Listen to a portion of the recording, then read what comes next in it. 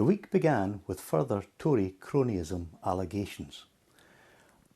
Awarding friends jobs and lucrative contracts. There really needs to be an inquiry into this behaviour. And if you needed further evidence of Unionist panic mode, we had Tory grandee Malcolm Rifkind recognising the status quo is no longer an option. Federalism is the UK's only option. The days of devolution are coming to an end, and the question is, what will replace it?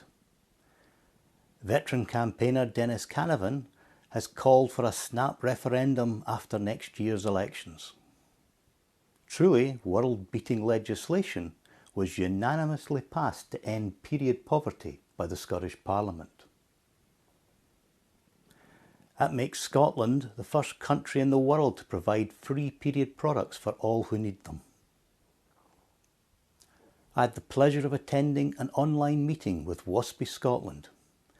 The injustice suffered by a 1950s born woman is very much a case of unfinished business as far as I'm concerned.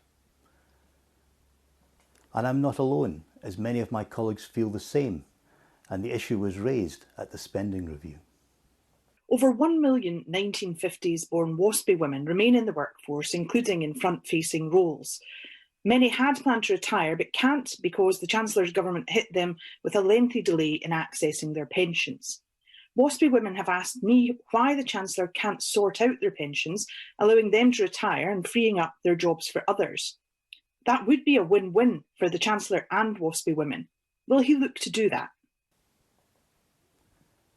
I wrote making similar points to the Chancellor in September.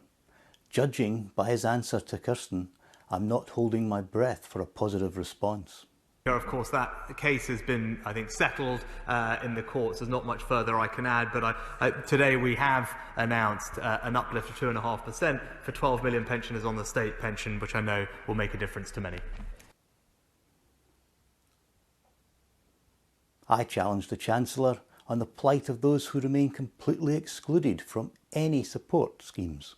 Will he now admit his mistake in leaving the 3 million without furlough or self-employed help scheme and give contractors, freelancers, creatives and others the help that they so desperately deserve? You may notice a trend here. Those who work hard and pay in throughout their lives get ignored, while the friends of the government are being looked after.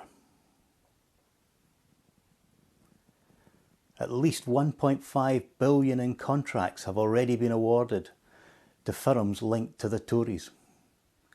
I voted against the government in the only vote of the week about appeal courts diverging from EU case law. With 5 weeks to go until the end of the EU transition, I raised concerns at Environment questions about the uncertainty over tariffs. Scotland's Seafood Association have joined other food and drink leaders with recent letters to the Prime Minister, and their message is quite clear. Tariffs mean enormous damage to our industry, and that's on top of COVID losses of an estimated 3 billion. If you need my assistance, please do get in touch through my parliamentary office. And if you wish an online appointment, this can be arranged. The week ends with the start of the SNP conference as we prepare for next year's elections and the independence campaign ahead.